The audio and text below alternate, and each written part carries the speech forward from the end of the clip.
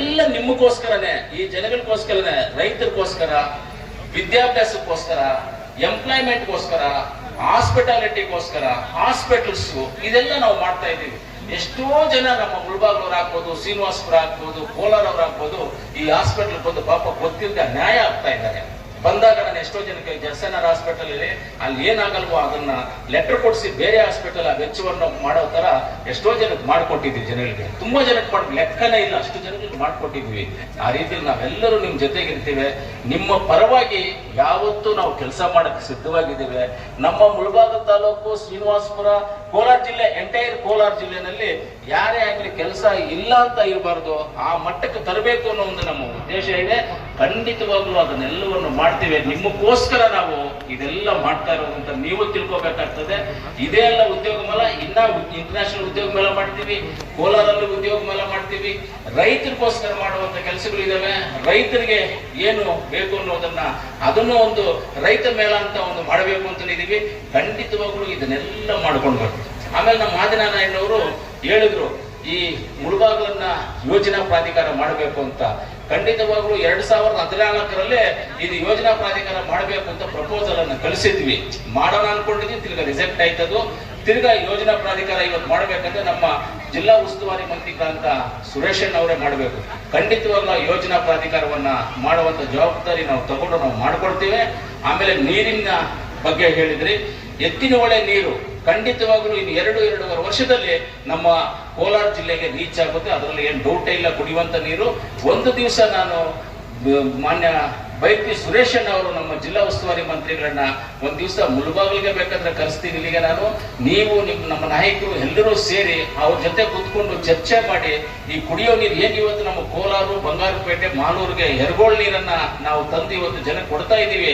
ಆ ರೀತಿಯಲ್ಲಿ ಮುಳಬಾಗಿಲ್ಗಾಗ್ಬೋದು, ಪಕ್ಕದಲ್ಲಿರ್ತಕ್ಕಂಥ ಶ್ರೀನಿವಾಸಪುರಕ್ಕೆ ಒಂದು ಪ್ರಾಜೆಕ್ಟ್ ಮಾಡಿಲ್ಲ, ಮುಳಬಾಗಿಲು ತಾಲೂಕೇ ಪ್ರಾಜೆಕ್ಟ್ ಮಾಡಿ ಸುರೇಶನ್ ಅವ್ರನ್ನ ನಾನು ಇಲ್ಲಿಗೆ ಕರ್ಕೊಂಡ್ ಬರ್ತೀನಿ. ನಮ್ಮ ಮುಳಬಾಗಿಲು ತಾಲೂಕಿಗೆ ಎಲ್ಲರೂ ಸೇರಿ ನೀವು ಒಂದ್ ದಿವಸ ಟೈಮ್ ಕೊಟ್ರೆ, ಡೇಟ್ ಕೊಟ್ಟಾಗ ಅವ್ರು ಇಲ್ಲೇ ಕರ್ಕೊಂಡ್ ಬಂದು ನೀವೇ ಎದುರು ಬಂದ್ರು ಮಾತಾಡಿ. ಖಂಡಿತವಾಗ್ಲೂ ಸುರೇಶನ್ನ ಜನಗಳ ಪರವಾಗಿದ್ದಾರೆ. ಸುರೇಶನ್ ಅವ್ರು ಏನೇ ಕೆಲಸ ಮಾಡಿದ್ರು, ಅವ್ರು ಹೇಳಿದ್ರು ಮಾಡ್ಕೊಡ್ತಾರೆ. ಇವತ್ತು ಎಲ್ಲರೂ ಹೇಳ್ತಾ ಇದ್ರು ನನಗೆ, ಇಷ್ಟೊಂದು ದುಡ್ಡು ಹೆಂಗ್ ಬರುತ್ತಪ್ಪ ಕೋಲಾರಲ್ಲಿ ಅಭಿವೃದ್ಧಿ ವಿಚಾರಕ್ಕೆ ಅಂತ ಕೇಳ್ತಾ ಇದ್ರು. ನಮ್ಮ ಸುರೇಶ್ ಅಣ್ಣ ಇದ್ದಾರೆ, ಚಿಂತಾಮಣಿ ಸುಧಾಕರ್ ಅಣ್ಣ ಇದ್ದಾರೆ.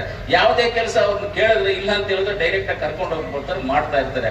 ಇವತ್ತು ಕೋಲಾರ ತಾಲೂಕಲ್ಲಿ ಈ ಡಿಸೆಂಬರ್ ಅಥವಾ ನೆಕ್ಸ್ಟ್ ಮಾರ್ಚ್ ಏಪ್ರಿಲ್ಗೆ ಕೋಲಾರ ತಾಲೂಕಲ್ಲಿ ಆಮೇಲೆ ರೋಡ್ಗಳೇ ಇರೋದಿಲ್ಲ. PWD, RDPR ರೋಡ್ಗಳು, ಹಳ್ಳಿ ರೋಡ್ಗಳು ಇರೋದೇ ಇಲ್ಲ, ಎಲ್ಲ ಕಂಪ್ಲೀಟ್ ಮಾಡಾಕ್ ಬಿಡ್ತೀವಿ. ಅಷ್ಟೊಂದು ಕೆಲಸಗಳನ್ನ ನಾವು ಇವತ್ತು ಮಾಡ್ತಾ ಇದ್ದೇವೆ. ನಿಮಗೆ ಯಾವುದೇ ರೀತಿಯಲ್ಲಿ ನಾವು ನಿಮ್ ಹಿಂದೆ ಇರ್ತೀವಿ ಅಂದ್ರೆ, ನಿಮ್ ಹಿಂದೆ ಇದ್ದು ನೀವೆಲ್ಲಾ ಕೆಲಸ ಕಾರ್ಯಗಳಿಗೆ ನಾವು ಜೊತೆಲಿ ಇರ್ತೀವಿ.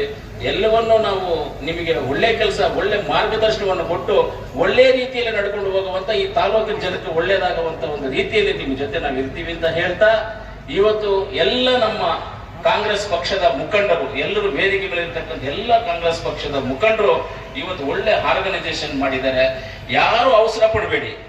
ಅಲ್ಲಿರೋರೆಲ್ಲ ನಾನು ಹೇಳ್ತಾ ಇದ್ದೀನಿ, ಯಾರು ಅವಸರ ಪಡ, ಎಲ್ಲರಿಗೂ ಅವಕಾಶ ಇದೆ. ಸೀರಿಯಲ್ ಪ್ರಕಾರವಾಗಿ ಹೋದ್ರೆ ನಿಮ್ಗೂ ಈಸಿ ಆಗುತ್ತೆ. ಅಲ್ಲಿ ಒಬ್ಬರ ಮೇಲೆ ಒಬ್ಬರು ಬಿಡದೆ ಸೀರಿಯಲ್ ನಂಬರ್ ಪ್ರಕಾರವಾಗಿ ಹೋದ್ರೆ ಈಸಿ ಇರುತ್ತೆ. ಸೀರಿಯಲ್ ನಂಬರ್ ಪ್ರಕಾರವಾಗಿ ಎಲ್ಲರೂ ಹೋಗಿ ನೀವು ಮಾಡಬೇಕು, ಕೆಲಸ ತಗೋಬೇಕು ಅಂತ ನಿಮ್ಮೆಲ್ಲರಲ್ಲಿ ಆಶಿಸ್ತಾ, ಆಮೇಲೆ ಮುಂದಿನ ದಿನಗಳಲ್ಲಿ ನಾವು ಈ ತಾಲೂಕು ಆಗ್ಬೋದು ಅಭಿವೃದ್ಧಿ ಪಡಿಸೋದಕ್ಕೆ ಆದಿನಾರಾಯಣ ಅವರು ನಿಮ್ ಜೊತೆಲಿ ಇರ್ತಾರೆ, ನಾವು ನಿಮ್ ಜೊತೆಲಿ ಇರ್ತೀವಿ. ಈಗ 800ರಿಂದ 1000 ಸೀರಿಯಲ್ ನಂಬರ್, 800ರಿಂದ 1000 serial number, 800 to 1000 serial number ಎಲ್ಲ ಒಳಗಡೆ ಹೋಗ್ಬೇಕು ಅಂತ ಕೇಳ್ಕೊಳ್ತಾ ಇರ್ತೀವಿ ನಾವು. ಆ ರೀತಿಯಲ್ಲಿ ಅನೇಕ ಜನಗಳಿಗೆ ಉಪಯೋಗವಾಗುವಂತ ಕೆಲಸವನ್ನು ಆಗ್ತಾ ಇದೆ. ನೋಡಿ, ಹುಡುಗರೆಲ್ಲ ಟಕಟಕ 800ರಿಂದ 1000 ಅಂದಿದ ತಕ್ಷಣ ಓಡ್ತಾವ್ರೆ. ಎಲ್ಲರೂ ಹೋಗ್ರಿ, ನಿಮ್ ಕೆಲಸ ಸಿಗ್ಬೇಕು. ಅದೇ ರೀತಿಯಲ್ಲಿ ನಿಯತ್ತಾಗಿ ಆ ಕೆಲಸವನ್ನ ಕಂಪ್ನಿನಲ್ಲಿ ನಾವು ಗುರುತಿಸ್ಕೊಂಡು ಅಲ್ಲಿ ಕೆಲಸನೂ ಮಾಡಬೇಕು. ಯಾವುದೇ ಕಾರಣಕ್ಕೆ ಅವ್ರ ಜೊತೆ ನಾವು ಇರಬೇಕು ಅಂತ ಹೇಳ್ತಾ, ಇವತ್ತು ಮುಳಬಾಗಿಲು ತಾಲೂಕಿನಲ್ಲಿ ಮಾತಾಡ್ಲಿಕ್ಕೆ ಅವಕಾಶ ಮಾಡಿಕೊಟ್ಟ ನಮ್ಮ ಬ್ಲಾಕ್ ಕಾಂಗ್ರೆಸ್ ಅಧ್ಯಕ್ಷರು, ಹಿರಿಯ ಮುಖಂಡರು, ನಮ್ಮ ಆದಿನಾರಾಯಣನವರು, ನಮ್ಮ ಗೌತಮಣ್ಣವರು, ಯೂತ್ ಕಾಂಗ್ರೆಸ್ ಎಲ್ಲರಿಗೂ ನಾನು ಧನ್ಯವಾದಗಳನ್ನ ತಿಳಿಸ್ತಾ, ಅಭಿವೃದ್ಧಿ ವಿಚಾರದಲ್ಲಿ ಯಾವುದೇ ರೀತಿಯಲ್ಲಿ ನಾವು ಹಿಂದೆ ಹೋಗೋದಿಲ್ಲ, ನಿಮ್ ಜೊತೆಯಲ್ಲಿ ಇದ್ದೇ ಇರ್ತೀವಿ ಅಂತ ಎಲ್ಲರಿಗೂ ಹೇಳ್ತಾ ನನ್ನ ಮಾತನ್ನು ಮುಗಿಸ್ತೀನಿ. ಜೈ ಹಿಂದ್, ಜೈ ಕರ್ನಾಟಕ ಮಾತು.